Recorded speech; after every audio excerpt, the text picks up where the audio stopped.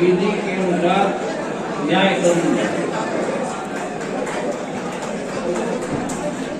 देता हूँ कि मैं विधि द्वारा स्थापित भारत के संविधान की व्यवस्थाओं के अंतर्गत अधिनियम, अधिवक्ता अधिनियम और अन्य अधिनियम और विधिनियमों तथा बिहार राज्य विधेयक परिषद द्वारा पारित एवं भारतीय विधिक परिषद द्वारा अनुमोदित यूनिफॉर्म मतदान के प्रति सच्ची श्रद्धा एवं निष्ठा रखूंगा। मैं संघ के संयुक्त सचिव के रूप में अपने कर्तव्यों का श्रद्धापूर्वक एवं अंतःकरण से निर्वहन करूंगा तथा मैं भय या पक्षपात, अनुवाद या द्वेष के बिना सभी अधिवक्ता दल सदस्यों के प्रति विधि के अनुसार न्याय करूंगा। धन्यवाद। मैं विधि द्वारा स्थापित भारत के संविधान की व्यवस्थाओं के अंतर्गत अधिनियमित अधिवक्ता अधिनियम एवं अन्य अधिनियम व नियमन तथा बिहार राज्य विधेयक परिषद द्वारा पारित एवं भारतीय विधिक परिषद द्वारा अनुमोदित यूनिफॉर्म मॉडल रूल्स के प्रति सच्ची श्रद्धा और निष्ठा रखूंगा। मैं जिला अधिवक्ता संघ पटना के संयुक्त सचिव के रूप में अपने कर्तव्य का श्रद्धापूर्वक शुद्ध अंतःकरण से निर्वहन करूंगा तथा मैं भय या पक्षपात, अनुराग या दोष के बिना आगे बढ़ते प्रभावित कर लीजिए।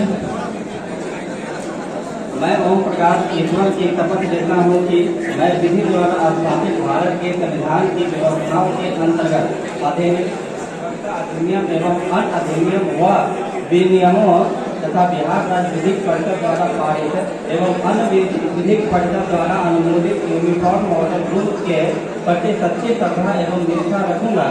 मैं संघ के सहायक सचिव के रूप में अपने कर्तव्यों को श्रद्धापूर्वक और शुद्ध अंतःकरण से निर्वहन करूंगा तथा मैं भय या पक्षपात, अनुराग या द्वेष के बिना सभी विद्वान अधिवक्ताओं सदस्यों के प्रति विधि के अनुसार न्याय करूंगा। धन्यवाद। एक साथ है, एक साथ है, एक साथ है। कमलेश प्रसाद ईश्वर की शपथ लेता हूँ कि मैं विधि द्वारा स्थापित भारत के संविधान की व्यवस्थाओं के अंतर्गत अधिनियम, अधिवक्ता अधिनियम एवं अन्य अधिनियम विनियमों तथा बिहार राज्य विधिक परिषद द्वारा पारित एवं भारतीय विधिक परिषद द्वारा अनुमोदित यूनिफॉर्म मॉडल रूल्स के और शुद्ध अंतःकरण के निर्वहन करूंगा तथा मैं भय तथा पक्षपात, अनुराग या देश के बिना सभी विद्वान अधिवक्ताओं सदस्यों के प्रति सहायक सचिव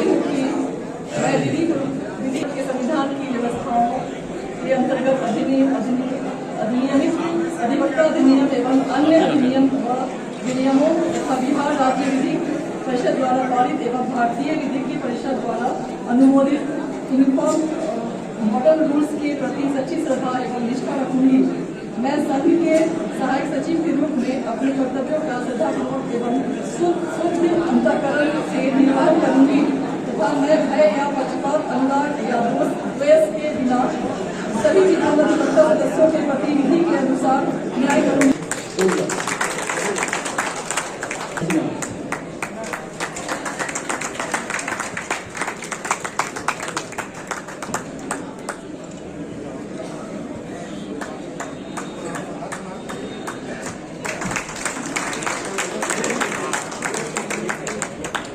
का चुनाव में वरीय कार्यकारिणी के पद पर निर्वाचित हुआ हूं। मैं यही कहूंगा कि पटना जिला अधिवक्ता संघ को एक आदर्श बार बनाना है और भी जहां जैसे जैसे दूसरे जिलों में जो सुविधाएं हैं उसमें बहुत सारी समस्या है। पानी की व्यवस्था, शौचालय की व्यवस्था, बैठने की व्यवस्था और पुलिस की अधिवक्ताओं की सुरक्षा की व्यवस्था, सारी चीज़ होगी। हम लोग एक सुझाव के लिए एक हम लोग सहयोगी हम 10-11 लोगों का वकील का एक जो बाहर के हैं जो पदाधिकारी नहीं हैं उनका एक संगठन बनाएंगे, उनसे सलाह लेंगे और एक हम लोग सुझाव पेटिका भी रखेंगे जो हमारे मेंबर्स हैं जिला अधिवक्ता संघ के, उनकी क्या समस्या है, क्या सुझाव उनका आता है डेवलपमेंट के लिए, अधिवक्ताओं के विकास के लिए, जिला अधिवक्ता संघ पटना के विकास के लिए, उनका हम लोग सुझाव लेंगे और मीटिंग करेंगे और उनकी बात को हम लोग फॉलो करेंगे। जो भी कमी होगी धीरे धीरे दूर होगी। बहुत पहले भी मैं कमेटी में था, इस बार दूसरी बार मैं जीता हूँ, सबसे ज़्यादा वोट से जीता हूँ, लेकिन जो कमी थी उससे बेहतर इस बार कमेटी बनी है। पिछली कमेटी से बहुत बढ़िया है। श्री जमुआर साहब और श्री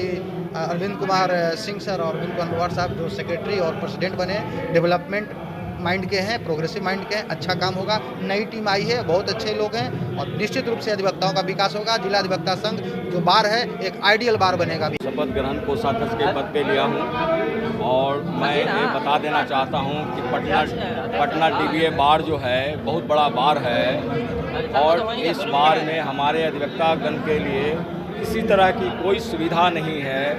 बैठने से लेकर करके उनकी जो वेलफेयर फंड की बात है वो भी नहीं है। मैं पूर्व में भी पदाधिकारी कोषाध्यक्ष के पद पे रहा हूँ और अपने कार्यकाल में मैंने अधिवक्ताओं के हित के लिए काफ़ी पैसा दिया भी हूँ वेलफेयर फंड में और अपने कार्यकाल में मैं अधिवक्ता के लिए तत्पर होकर के कार्य किया हूँ। जब भी कभी अधिवक्ताओं की ज़रूरत पड़ी है मैं स्वयं खड़ा रहा हूँ और बड़े विश्वास के साथ इस बार अधिवक्ताओं ने मुझे बहुत ही भारी मतों से जिताया है।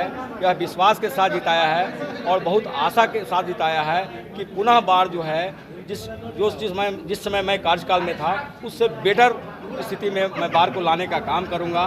क्योंकि अभी तक हमारे बगल में पटना सिटी बार है, दानापुर बार है, ये हमारे बार से काफ़ी अच्छा है, जबकि वहाँ अधिवक्ता भी बहुत कम है। हमारे यहाँ बहुत सारे अधिवक्ताओं के रहने के बावजूद भी यहाँ किसी तरह का कोई वेलफेयर फंड नहीं है और अगर किसी अधिवक्ता की मृत्यु हो जाती है, कोई एक्सीडेंट करता है तो 5 रुपया भी जो है फंड में नहीं है कि कोई दे सके।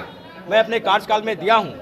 अधिवक्ताओं अगर न्यायालय परिसर में अगर गिर गए, चोट लगी या किसी तरह की दुर्घटना हुई तो हम लोगों में पूरी टीम जो है उसका इलाज कराया। जब तक ले उनके परिवार के लोग नहीं आए तब तक सारा खर्च DBA के द्वारा हमारा दिया जाता रहा और मरने के उपरांत भी मैं कुछ पैसा, क्योंकि फंड में बहुत ज़्यादा पैसा नहीं था इसलिए जो भी पैसा रहा वो देता रहा।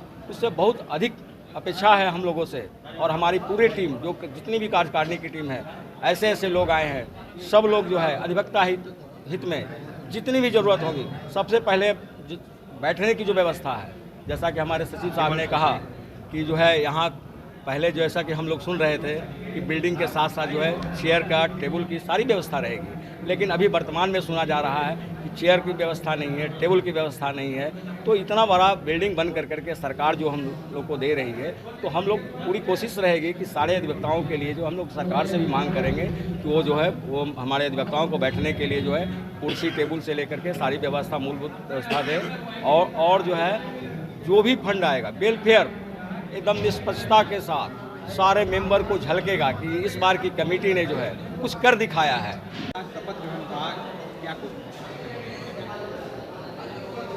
आज जो नव निर्वाचित सदस्यगण थे, महासचिव, प्रेसिडेंट वगैरह लोगों की जो आए हैं उनका शपथ ग्रहण था और जो प्रमाण पत्र वितरण करने की व्यवस्था थी उसे की गई और साथ ही साथ स्वर्गीय राजेंद्र प्रसाद जी के जन्म दिवस पर ये प्रोग्राम रखा गया था जिसे सुचारू रूप से संचालित किया गया।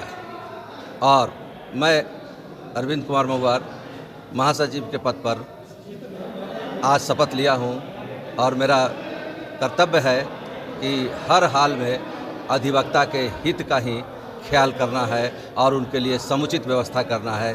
जिस पर्पज़ से उन लोगों ने हमें चुन कर भेजा है उसी तरह से मुझे उन लोगों के लिए समर्पित भाव से कार्य करना है। सर, आपका क्या कुछ मुद्दा था चुनाव चुनाव का मुद्दा था बैठने की व्यवस्था, पानी की समस्या, ये मुख्य मुद्दा था इसमें, जिसकी व्यवस्था नया हॉल मिलने के उपरांत समुचित रूप से तथा सही तरीके से की जाएगी। सर, आप वरिष्ठ हैं और कई युवा साथी भी आपके साथ शपथ लिए हैं, उन लोग क्या मैसेज दीजिए, किस तरह से वो अपने कार्यभार को संभालें, किस तरह से करें? कार्यभार जो संभालेंगे युवा लोग हैं वो और तत्पर होकर इसमें भाग लेंगे और अपने कार्यों को सुचारू रूप से संचालित करेंगे जो सिर्फ और सिर्फ अधिवक्ता हित के लिए ही होगा।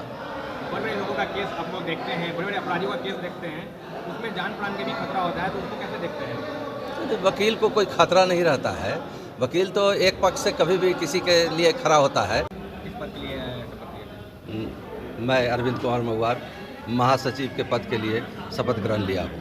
क्या कुछ कहेंगे, क्या कुछ उद्देश्य रहेगा इस बार? उद्देश्य रहेगा सिर्फ और सिर्फ अधिवक्ता के विकास के लिए। यही हमारा उद्देश्य है और इसी पर्पज़ से मुझे सभी सदस्यों ने खड़ा कराया और जीत दिलाई और मैं उसमें प्रयास करूंगा कि पूर्ण रूप से उसमें सार्थक हो।